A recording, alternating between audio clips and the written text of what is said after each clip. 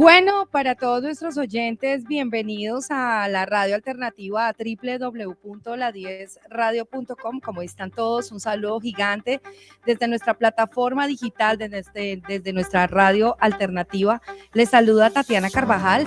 Bienvenidos a un programa más, a un programa especializado más para usted, un contenido informativo. Hablemos de las realidades del mundo, las realidades del país. Hoy un programa muy interesante, muy importante. Estamos atravesando en el mundo por muchas crisis sociales y lastimosamente esto ha llevado a que estemos pasando por penas de guerras, de violencias, muchas cosas están sucediendo en estos momentos en el mundo.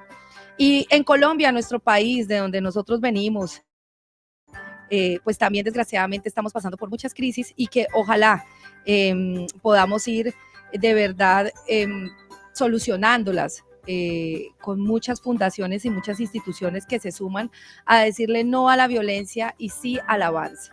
Hoy estamos con una fundación muy amiga de nosotros, de la Casa 10, es la Fundación Retorno a la Libertad.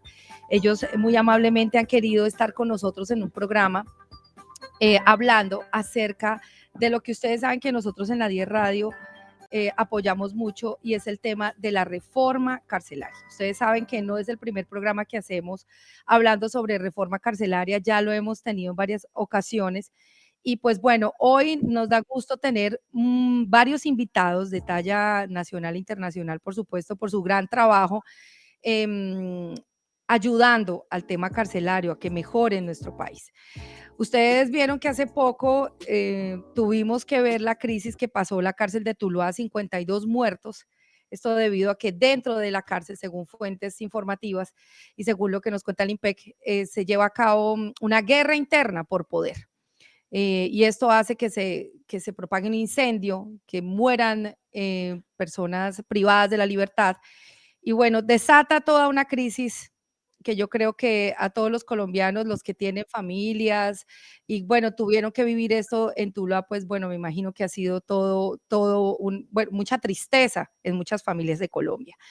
Por eso, pues bueno, hoy nos acompañan, yo tengo 3 invitados desde la Fundación Retorno a la Libertad, vamos a hablar con ellos acerca de este tema tan importante. Voy a empezar con las mujeres, con la coordinadora jurídica en política criminal de la Fundación Retorno a la Libertad, la doctora Sandra Caballero. Doctora Sandra, muy buenos días, bienvenida a la 10 Radio y qué placer de verdad que nos acompañe en esta mañana hablando de reforma carcelaria.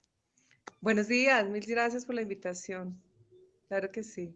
Aquí Bueno, estamos muchas sentando una gracias. voz frente a la defensa de los derechos humanos. Claro que sí, muchas gracias. También nos acompaña el director de Asuntos Penitenciarios y Carcelarios de la Fundación Retorno a la Libertad, el doctor Gabriel Ramos. Doctor, muy buenos días, gracias por estar con nosotros en la 10 Radio. Muy buenos días, Tatiana. Un saludo extensivo a toda su amplia audiencia de este programa y pues muy contento de estar aquí para hablar de este tema tan importante en el sistema penitenciario del país. Muchísimas gracias. Y también, por supuesto, nos acompaña a esta hora de la mañana y de la tarde en Colombia el doctor Héctor Giraldo también, que es de la parte jurídica, el director jurídico de la Fundación Retorno a la Libertad. El doctor Héctor, buenos días y bienvenido aquí a la 10 Radio. Bueno, creo, doctor Héctor, que tiene que activar el audio para que lo podamos escuchar. Bueno, vamos a esperar a que el doctor Héctor pueda conectarse con nosotros para que charlemos acerca de este tema tan importante. Pues bueno, yo voy a arrancar mis preguntas. Hay tantas cosas que queremos hablar de crisis carcelaria e invito a todos los oyentes para que nos escriban y nos den su opinión. ¿Usted cómo cree que deben ser las cárceles en Colombia? ¿Qué debe hacer el sistema penitenciario, el IMPEG, el gobierno nacional, el Ministerio de Defensa, todos los actores y las instituciones que tienen que estar pendientes del sistema penitenciario? ¿Cómo ustedes ven que deben ser las cárceles en un futuro no muy lejano? Y ahorita que vamos a tener presidente nuevo, que es Gustavo Petro, bueno, pues, ¿qué se puede hacer y qué se le puede plantear? Pues empezamos nuestras preguntas y una de ellas es que nos cuenten ustedes cómo vieron o qué sucedió exactamente en la cárcel de Tuluá, doctora Sandra Caballero. Gracias. Pues nosotros tenemos conocimiento que empezó desde muy temprano del día martes, una riña entre los internos, que eso es muy frecuente en los centros carcelarios en razón a que al hacinamiento que hay y en razón a otra situación pues que no podemos dejar de un lado, y es el tema de que venimos de una pandemia donde muchas de las personas recluidas no tenían visitas, no tenían cómo contactar con sus seres queridos. Entonces, eso agudiza en una violencia que no es desconocida, pero uno de los problemas más graves que tiene la institucionalidad es el hacinamiento que hay en las cárceles de todo el país. Y no solamente en cárceles.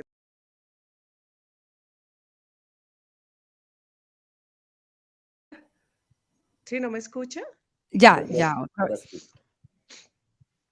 Entonces yo pensaría que el hacinamiento genera todas estas situaciones de violencia al interior de las cárceles.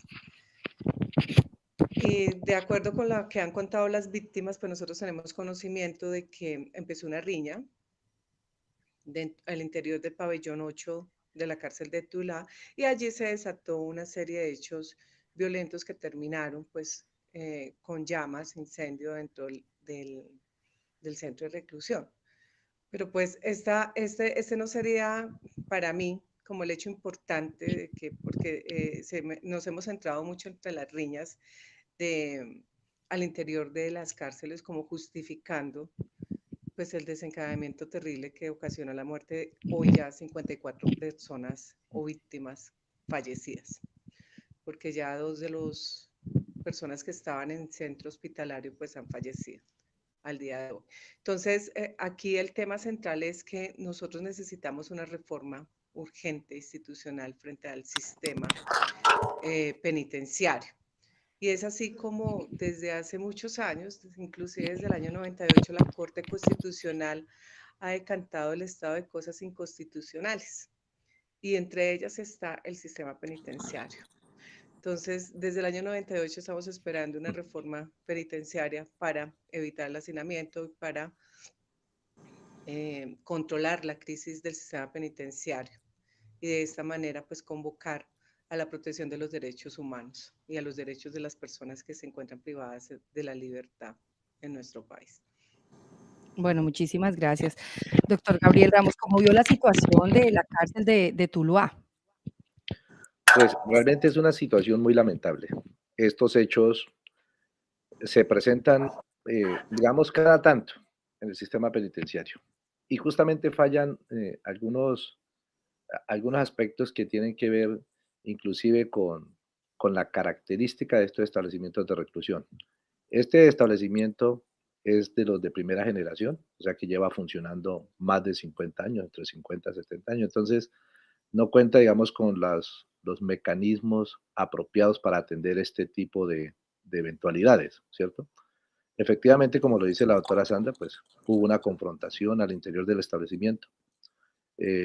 Algunos privados de la libertad empiezan pues propinando una riña. La guardia trata de intervenir utilizando los protocolos que tiene el Cuerpo y Custodia y Vigilancia del INPEC, y desencadena finalmente en esta tragedia. Si, si vemos un poco más hacia atrás, en el 2010, en la cárcel Modelo, se presentó una situación igual. Murieron 6 personas en el momento, luego murieron 2 más, ¿cierto? Muchos heridos. Luego se presentó una situación similar en la cárcel Modelo de Barranquilla, y hoy pues nos encontramos en este hecho lamentable. Esto es la sumatoria de unas situaciones que se vienen presentando al interior de los establecimientos de reclusión, donde pues se deben articular todos los entes que están encargados de salvaguardar la vida de los privados de la libertad. Ahí tenemos al INPEC como el principal ente encargado de la custodia de los privados de la libertad. Tenemos la USPEC, la Unidad de Servicios Penitenciarios, ¿cierto?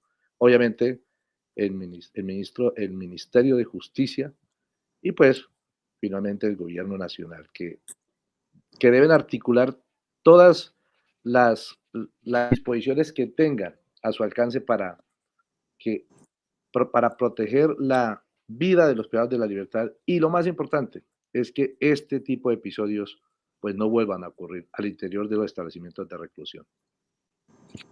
Bueno, muchas gracias. Bueno, pues doctor Héctor, ya logramos conectarnos. Ok, También sí, nos gustaría gracias. saber, sí, su opinión acerca de lo que sucedió en la cárcel de Tuluá. Es lamentable, es una tragedia que se veía venir y se viene a venir y no por en sí los enfrentamientos, sino por la indolencia de un sistema penitenciario que ha colapsado. Eh, Cuando uno escucha todo lo acontecido, porque pues después de que supimos que íbamos a asumir esta entrevista, entramos a indagar sobre lo acontecido. Y están hablando algunos testimonios de que a las 10:30 de la noche, porque la tragedia están hablando de entre 1:30 y 2 de la mañana, 10:30 de la noche ya decían que había más de 30 muertos a cuchillo. En ese mismo centro de reclusión se presentaron ya unos videos donde sacaban internos a pelear entre sí, peleas de boxeo donde se alentaban de lado y lado.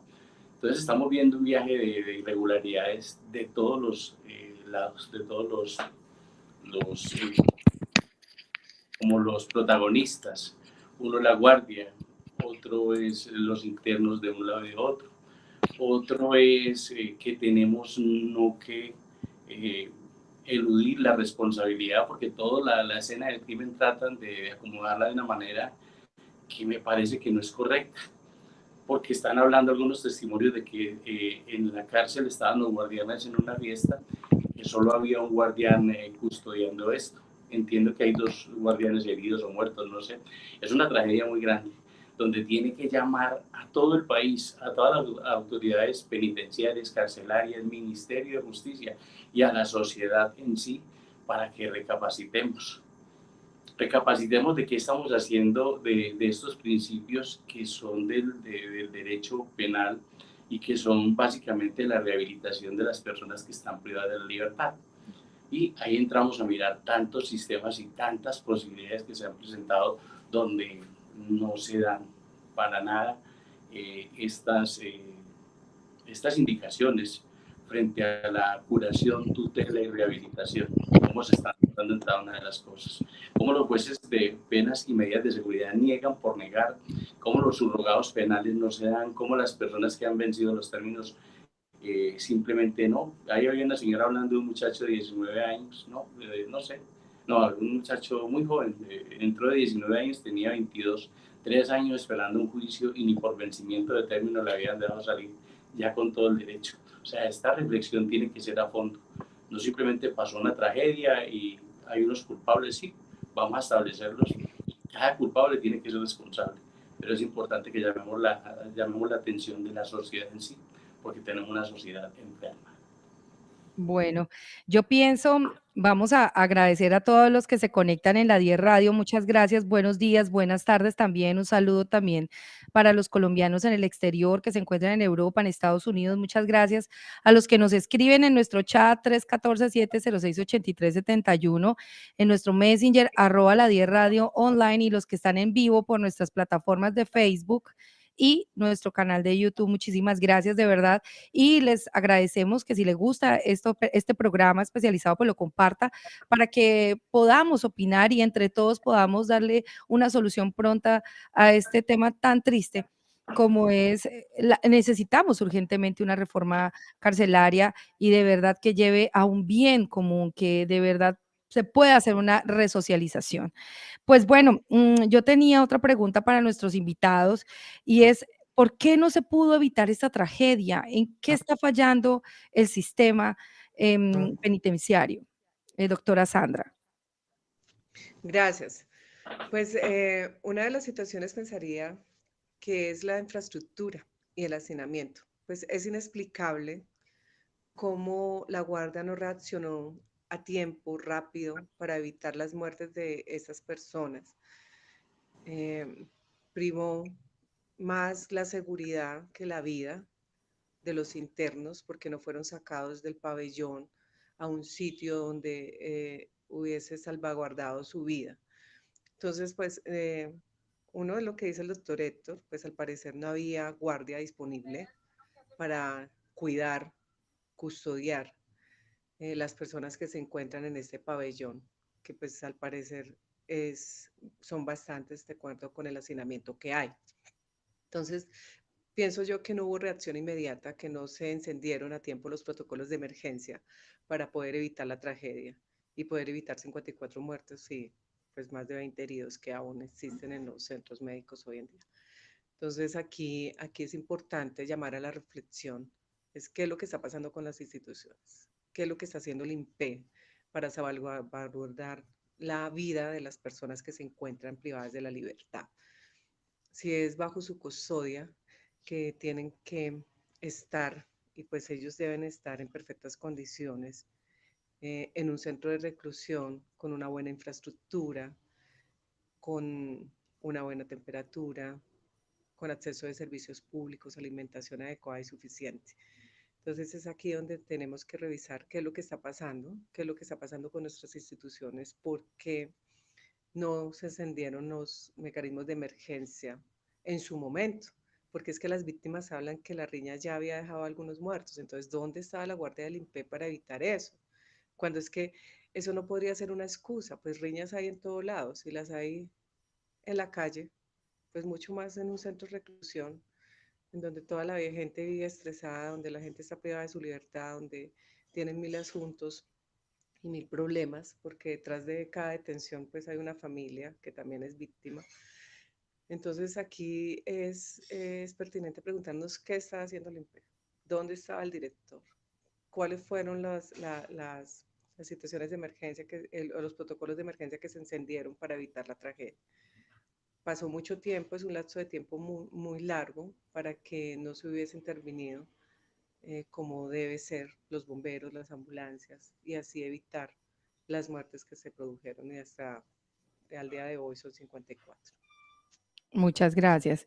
Pues doctor Gabriel Ramos, ¿usted qué opina? Por qué no se pudo evitar esta tragedia en la cárcel de Tuluá?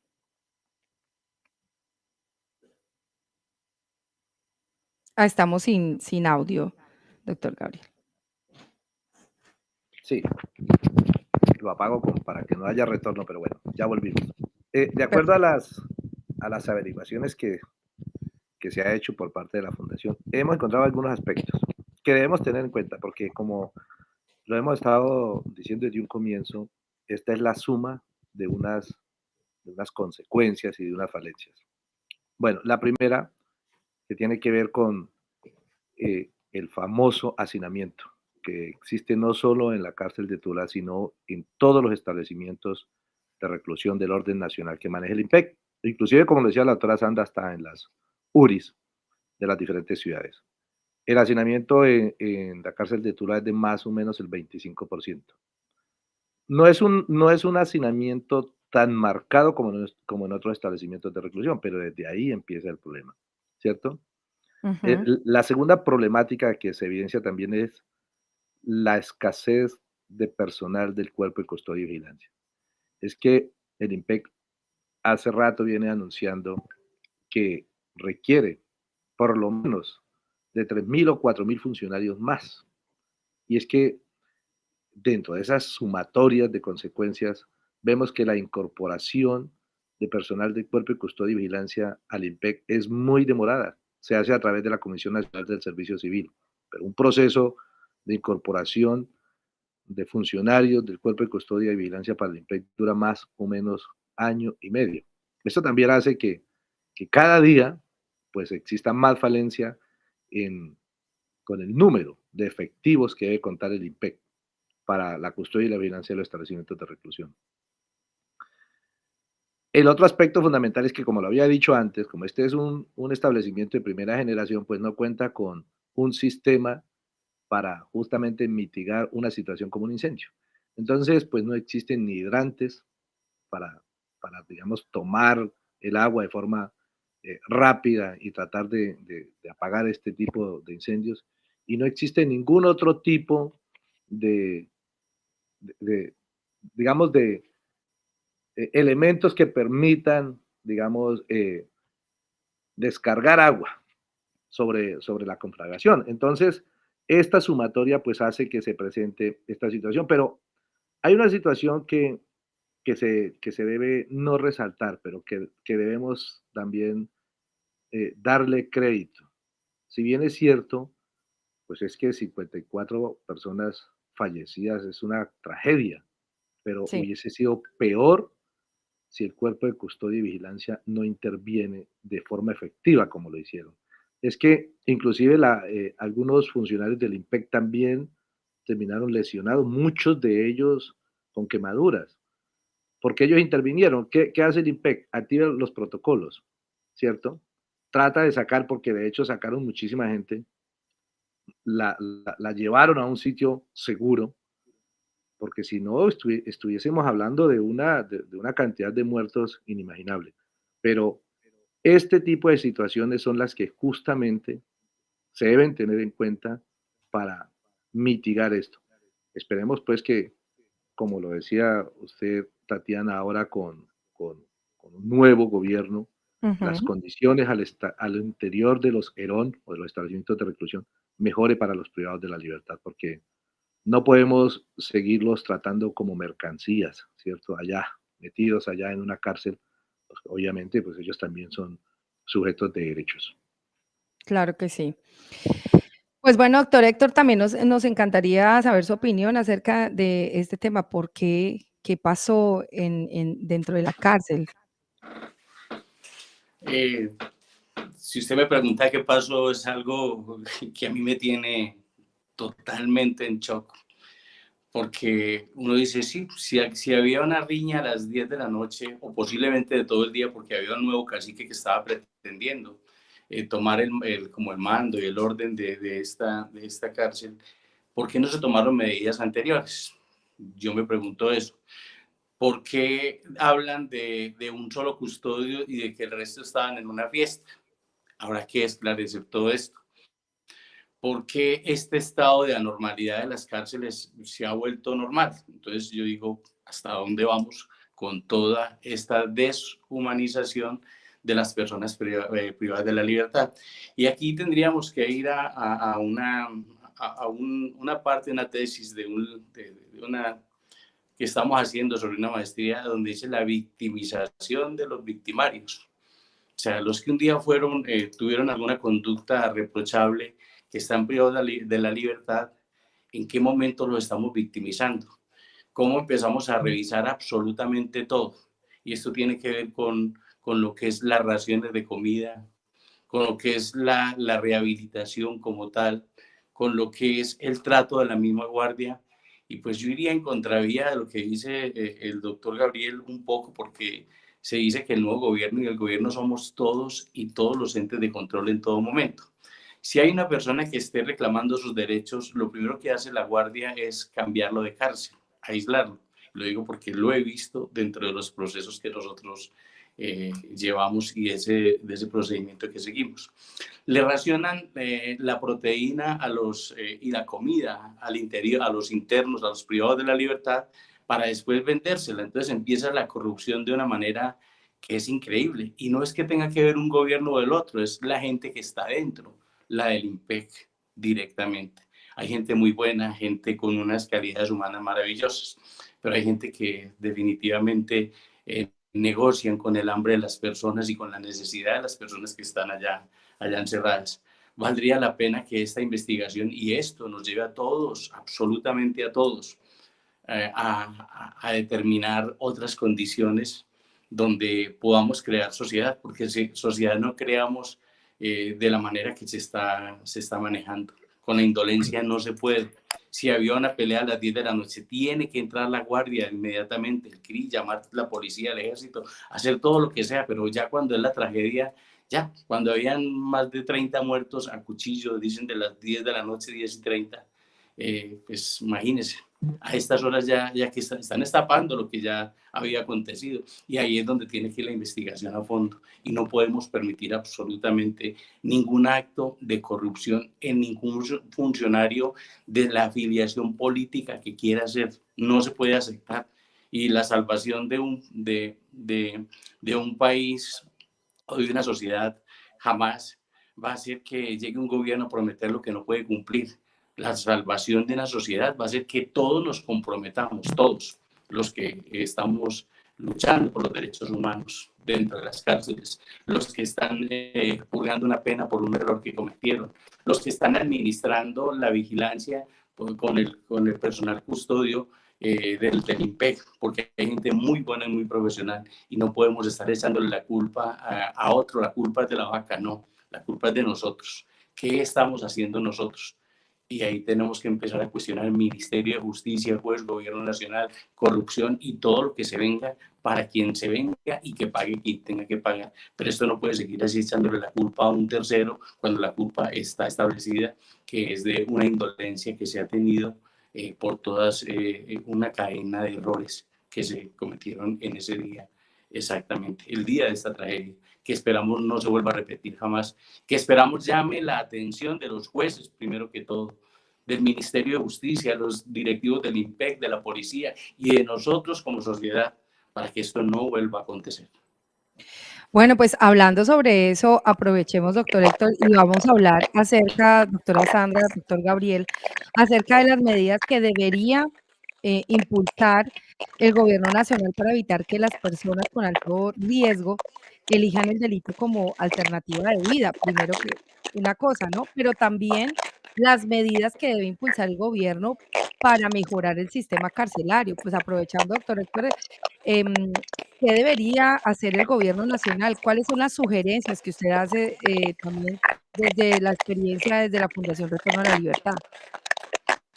Correcto. Desde la Fundación Retorno a la Libertad hemos venido luchando incansablemente porque se aplique en Colombia, por ejemplo, hay un proyecto hermoso, se llama la PAC.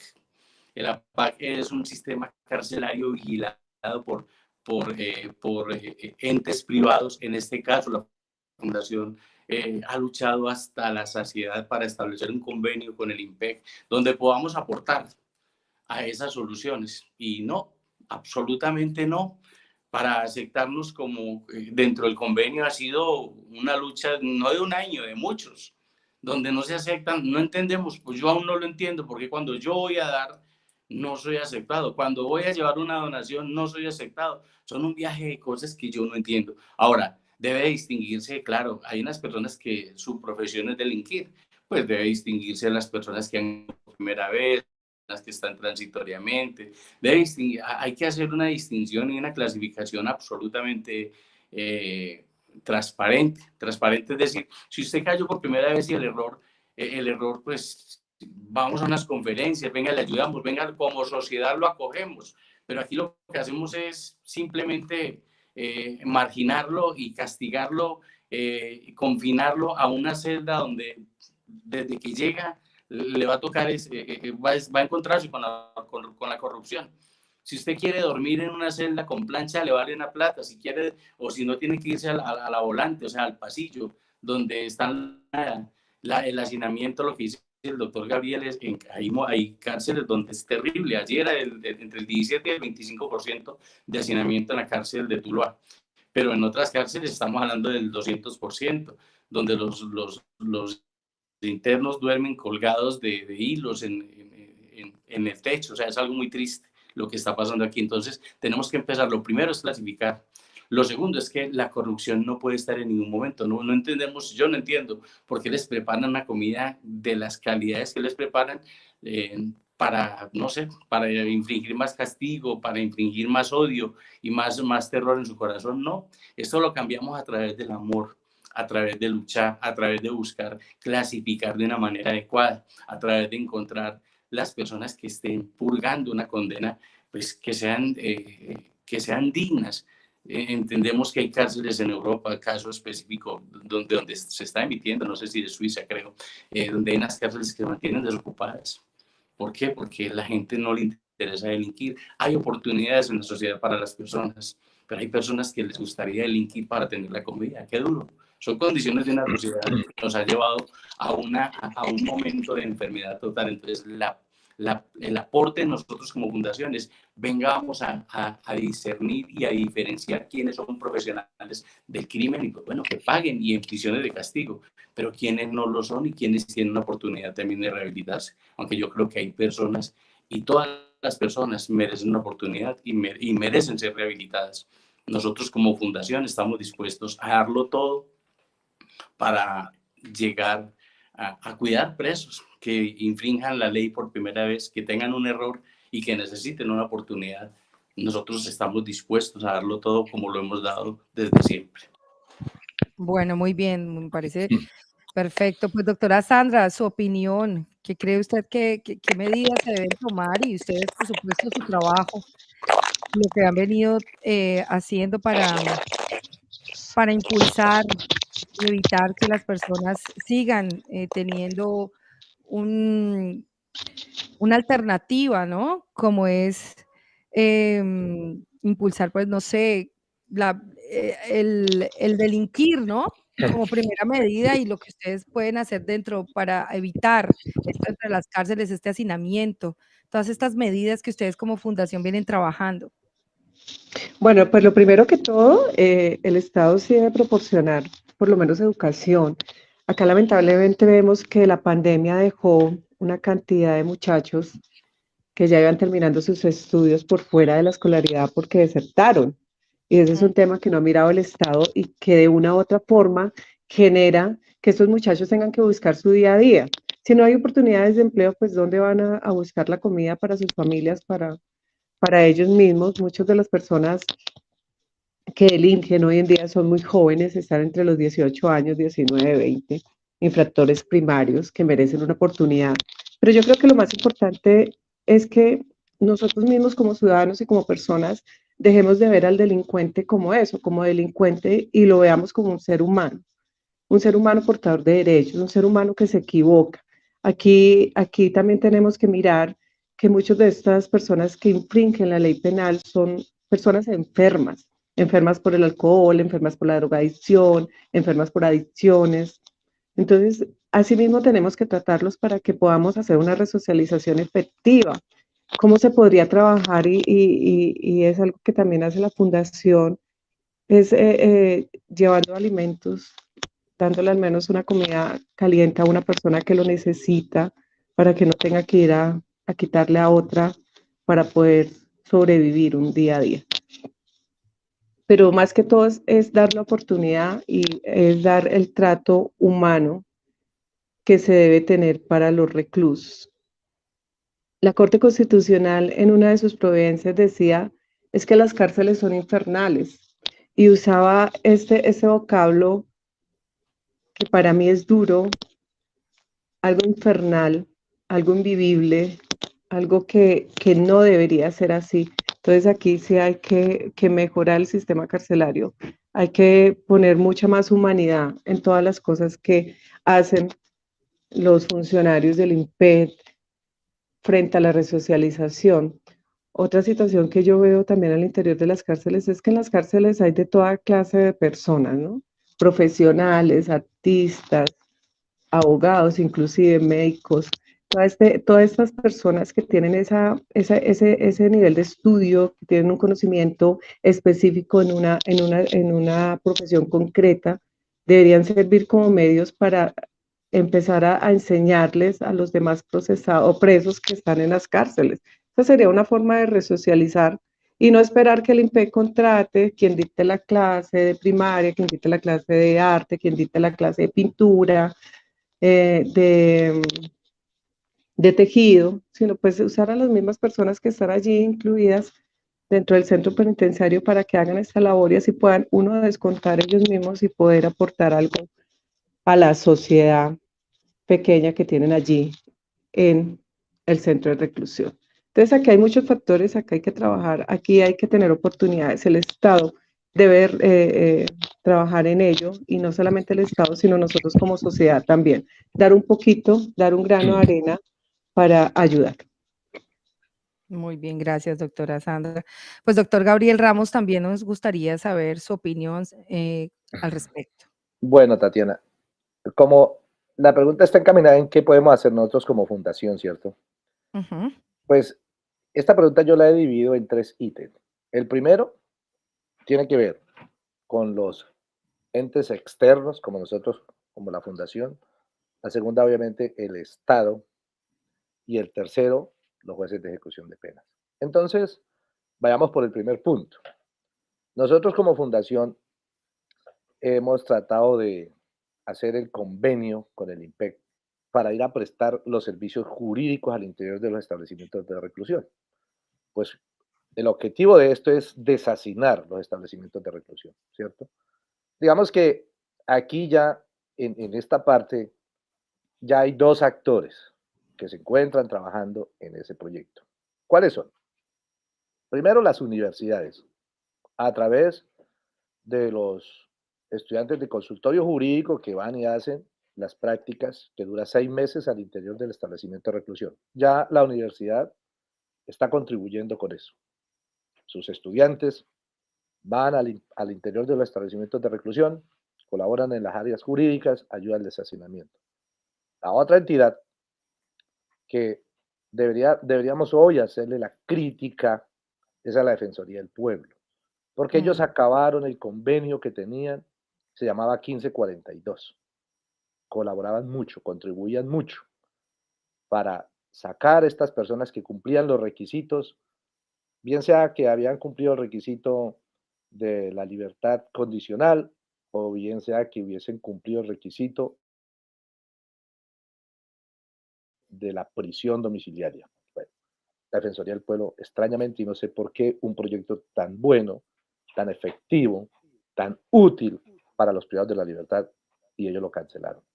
Justamente nosotros como fundación, observando esa falencia o esa escasez de abogados, presentamos al IMPEC un proyecto para tratar de asistir a los establecimientos de reclusión. Inclusive estábamos hablando con la doctora Nubia que empezáramos los pilotos en la ciudad de Bogotá, ¿cierto? ujú.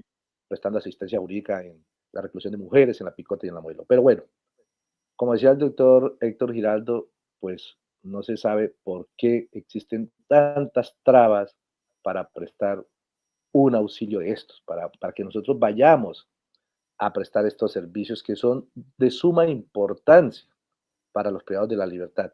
Y ese sería, digamos, dentro de estas tres secciones que se ha dividido esta pregunta, sería cómo las personas que no hacemos parte del sistema penitenciario, que somos externos, entonces logramos contribuir, logramos poner nuestro grano de arena en favor de los privados de la libertad. Y entonces ahí podríamos poner al primero, ¿no? Fundación Retorno a la Libertad como un tercero que pretende ayudar a los privados de la libertad. Pero se hace necesario aquí hablar de otros terceros que también van a los establecimientos de reclusión y le dan esa voz de auxilio a los privados de la libertad. Pues teníamos que hablar ahí que se encuentra, por ejemplo, me gusta mucho ese grupo que se llama las Damas Rosadas. Mm, Sí, son señoras que van, dedican parte de su tiempo, van allá, hablan con los privados de la libertad, algunas de ellas les enseñan manualidades. Y mire que los privados de la libertad son muy agradecidos con estas señoras. Y por eso, ojalá que este programa tuviera mucha audiencia y muchísimas personas lo escucharan para que se dieran cuenta que es que, como dije anteriormente, los privados de la libertad no son unas mercancías, no son unas cajas allá guardadas en una bodega que se llama cárcel, sino que son personas. Y justamente cuando en un núcleo familiar una de las personas desafortunadamente ingresa al sistema penitenciario, entonces cuando para esa familia es visible los privados de la libertad. Antes no, nos volvemos indolentes ante esta situación. Pero nosotros que medianamente conocemos el sistema penitenciario sabemos de esta situación. Hay otro grupo que es muy importante, que se llama EMAUS. Ellos también van muchísimo a los establecimientos de ujú. reclusión y llevan ahí digamos, su granito de arena. Y dentro de ellos también están los credos religiosos. Muchos van, digamos, a predicar la palabra y eso sirve muchísimo para distensionar el ambiente de una persona que se encuentra privada de la libertad. Y con eso terminaríamos el primer ítem de esta subdivisión en la respuesta. Pero viene el Estado y uno diría, bueno, pero entonces debería ser primero los jueces de ejecución de penas y no el Estado, no. El Estado como tal, ¿cierto? Dentro de la organización y dentro de la promulgación de las leyes, pues ha determinado ya unas leyes que contemplan unos beneficios para las personas privadas de la libertad, ¿cierto? Y unos beneficios que también ya se convierten en derechos porque están establecidos en una ley. Y entonces el Estado en parte ha contribuido ahí, pero entonces ahora venimos y nos encontramos con los jueces de ejecución de pena. Y obviamente esto también, esta crítica es para algunos jueces de ejecución de penas que en el argot penitenciario o en la jerga penitenciaria le llaman los jueces carceleros. Y entonces, como lo decía el doctor Héctor Giraldo ahora en su intervención, entonces no se entiende uno cómo cuando un privado de la libertad para solicitar el derecho que le asiste a que le concedan la prisión domiciliaria, perdón, la libertad condicional, que entre los requisitos es, por ejemplo, haber cumplido las 3/5 partes de la condena, observar buena conducta, que el establecimiento de reclusión emita una resolución favorable para ser presentante ante el juez de ejecución de penas, y se le presentan todos estos requisitos al juez de ejecución de penas, y el juez de ejecución de penas simplemente dice, no, le falta tratamiento penitenciario. Y uno dice, y con todo respeto para los jueces de ejecución de penas, muchos jueces de ejecución de penas ni conocen un establecimiento de reclusión y entonces, ¿cómo dice que al privado de la libertad le falta tratamiento penitenciario? ¿Vio? Entonces, estas situaciones contribuyen, pero al hacinamiento, cuando dentro de la circulación normal las personas privadas de la libertad llegan al establecimiento de reclusión, una vez cumplan sus requisitos deben salir, bien sean a través de los beneficios administrativos que ofrece el INPE, como por ejemplo el permiso de hasta 72 horas, o la prisión domiciliaria cuando ha cumplido el 50% de la condena, o la libertad condicional cuando ha cumplido las 3/5 partes de su condena. Entonces nos encontramos con algunos jueces de ejecución de penas, obviamente ahora sí aplicándole el concepto penitenciario, la jerga penitenciaria, que son carceleros y entonces le niegan estos derechos que tienen. Eso hace que las cárceles se represen, que se sigan llenando y que contribuyan o que de alguna forma existan personas que deben perder su vida como lo que sucedió en Tuluá. Pero bueno, ese es un aspecto que para no hacerlo tan extenso, pues tenemos que continuar y vamos evacuando las preguntas. Pues, doctor Gabriel, hay algo, nosotros los periodistas que hemos estado como muy pendientes de nuestro sueño de reforma carcelaria, yo me imagino que muchos colegas que se conectan con nosotros ahorita o más tarde, siempre nos preguntamos lo mismo, ¿por qué tenemos este problema carcelario en Colombia? ¿Será que nos falta dividir, digamos, los delitos? Digamos, hay delitos muy graves que uno dice, bueno, no es lo mismo una persona que se roba algo, ¿cierto? Sin dañar a alguien, sin matar a alguien, a una persona que asesina a sangre fría, porque es que hablemos de realidades, ¿no? No es lo mismo el que se roba un cartón de huevos al que de pronto asesina por una bicicleta y a sangre fría. Y sumémosle a eso que que no lo haya hecho una vez, sino 5 o 10 veces. Creo que una persona, yo creo que, no sé, ustedes qué opinen, ¿será que de pronto deberían estar separados los crímenes? ¿Cómo está digamos, los psicólogos, sociólogos y hasta periodistas podríamos entrar, no sé, a hacer un trabajo también en las cárceles para ayudar, ¿no? Yo creo que todo lo que sea en pro de ayudar, de resocializar, yo creo que hasta las personas que nunca han tocado una cárcel debe ser hasta útil para ser mejores seres humanos, ¿no? Yo creo que todo puede ayudar. Pero, ¿cuál sería ese sueño? ¿Ustedes qué creen que cómo podríamos tener este sistema, en mejoras? ¿Ustedes qué creen, doctora Sandra? ¿Cómo lo ve usted, doctor Gabriel y doctor Héctor? Vamos a empezar con la doctora Sandra, porque me gustaría saber ese sueño de ustedes, cómo podríamos mejorar de verdad este sistema carcelario en Colombia. Pues en principio el sistema penitenciario está adecuado de esa manera, de que los infractores primarios estén en una cárcel de mediana seguridad y los delitos mucho más graves pues en cárceles de máxima seguridad, que es como el panorama que se tiene hoy en día de los centros penitenciarios. Sin embargo, pues vemos, y es un tema de hacinamiento que no es posible que esté allí dispuesto de esa manera tan exacta. ¿Por qué? Porque no hay cama para tanta gente. Entonces, al no existir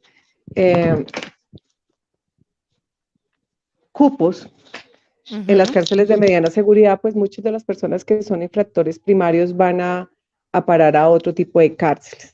Y pues allí empiezan los problemas, porque es que cuando usted infractor primario se junta con una persona que es ya reincidente, pues va a aprender muchas más cosas y no va a salir como entró con un solo delito, sino pues sabiendo muchas más situaciones. Entonces acá sí, ese es el tema de falta de control y manejo de las instituciones.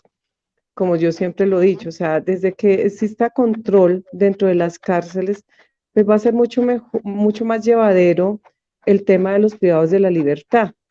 Si se preocuparan por mandar a patios a determinadas personas, infractores primarios, clasificación de delitos, clasificación inclusive de edades, pues sería mucho más resocializador el tema en cárceles. Claro que sí. Doctor Héctor, ¿qué opina usted al respecto? Gracias, señorita.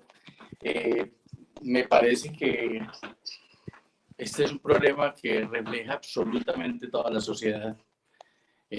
Lo refleja porque si nosotros logramos hacer una buena clasificación, incluso los mismos funcionarios, si nosotros iniciáramos con sensibilizar la misma guardia, con sensibilizar los mismos jueces, con sensibilizar las personas que manejan todos los contratos del Estado, porque uno entiende que aquí absolutamente todo el mundo quiere sacar una tajada de todo esto. Entonces, ¿una tajada de qué? Económica, diría uno. Entonces uno dice, ¿cómo evitar para que una persona que es peligrosa pague y no entre a un pabellón? Miremos el caso del señor Matambo.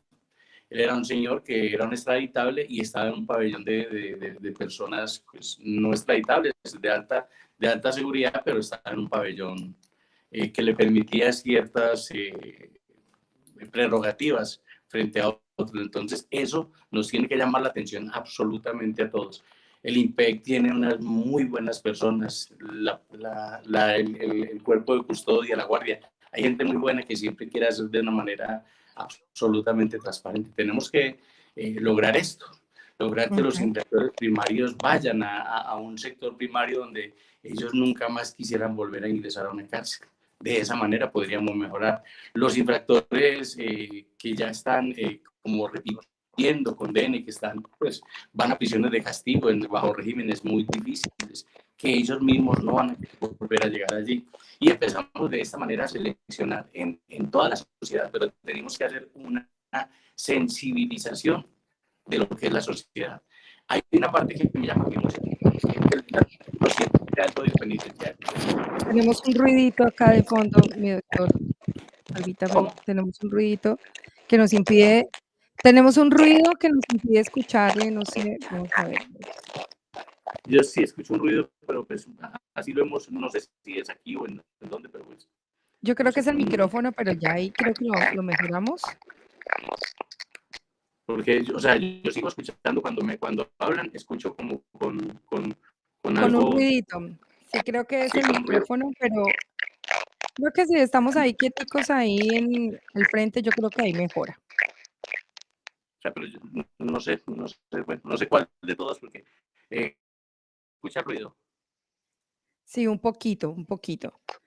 Bueno, y cuando me hablan también escucho ruido. Entonces, le quería decir que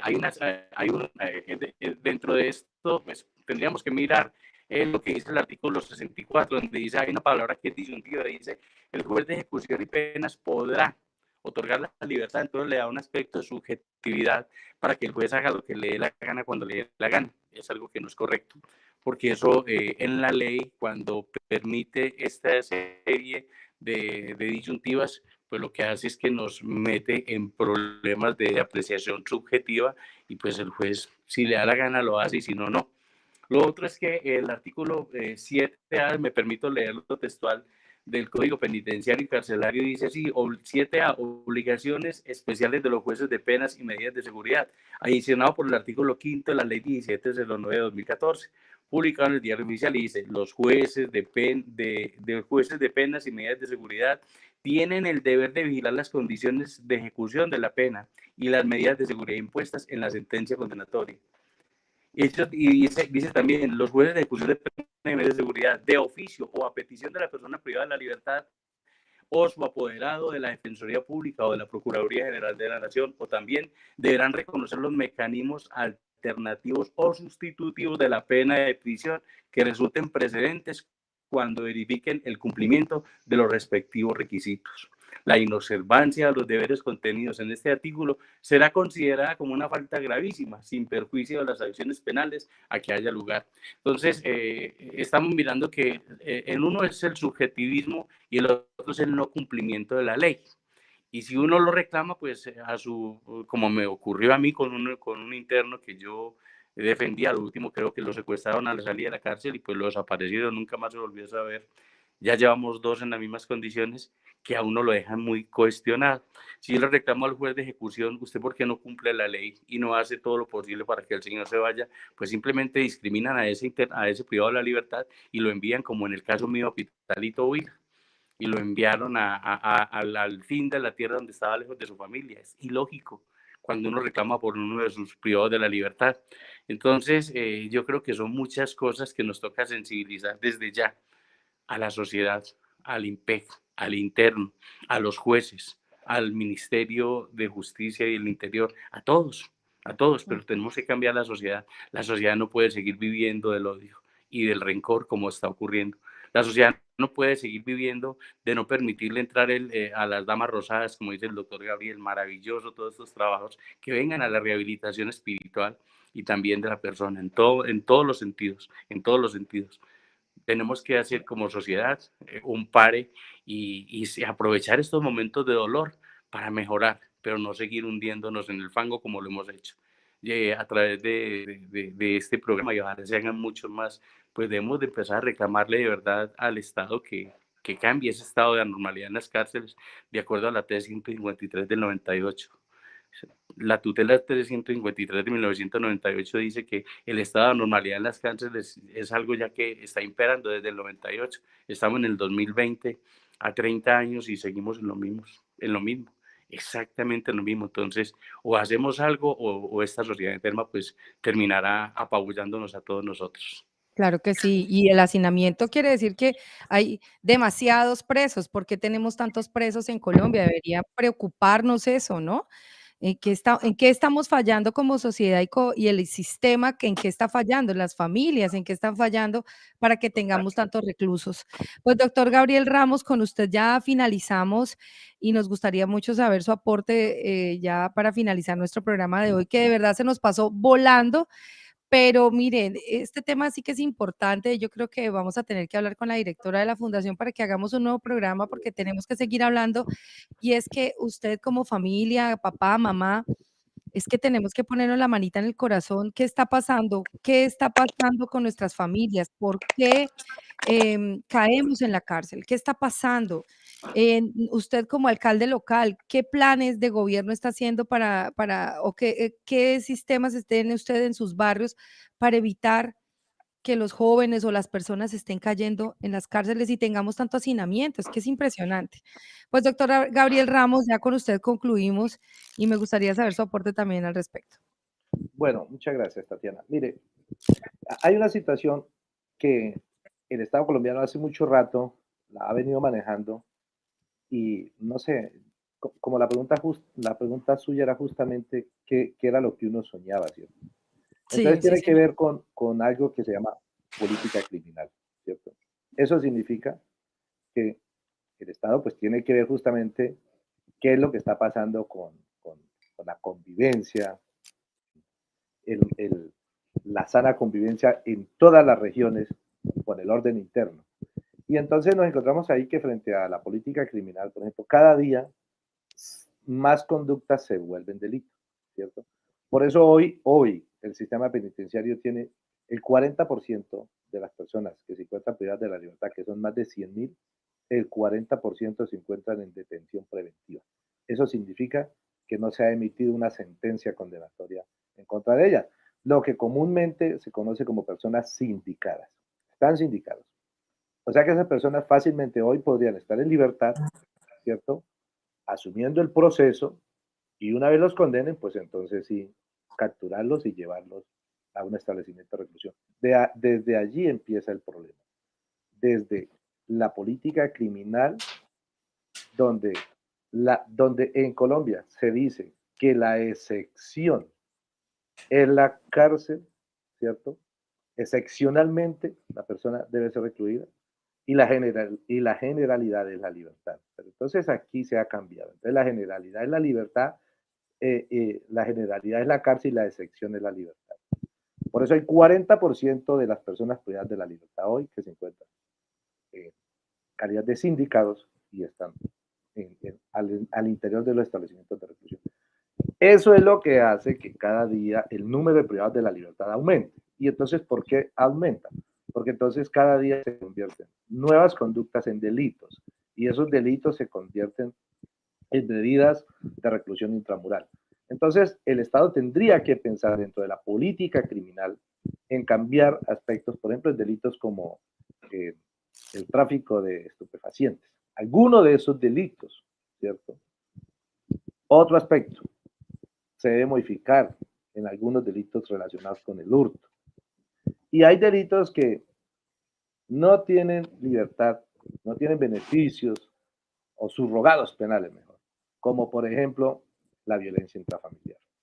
Uno entiende que obviamente este delito está encaminado en proteger a la mujer, a los niños, a los adultos, pero cada vez que estas conductas se vuelvan cárcel, pues se va a aumentar el número de privados de la libertad. Y también existe un delito que también genera cárcel, que es, por ejemplo, los alimentos. Cuando una persona entonces lo condenan por inasistencia alimentaria, entonces también da cárcel. Bueno, todos esos aspectos hacen que debemos pensar en replantear la política criminal. Porque tenemos que pensar que no todo puede ser cárcel. Entonces ya está demostrado que aun cuando se aumenten el número de años para una persona que comete un delito, esa no va a ser la solución, ¿cierto? Y vendría el aspecto del que habla la doctora Sandra, es la educación. Tenemos que educar más a nuestros niños, a nuestros jóvenes. Tenemos que mostrarle que la crueldad de los establecimientos de reclusión no puede ser la solución a conflictos.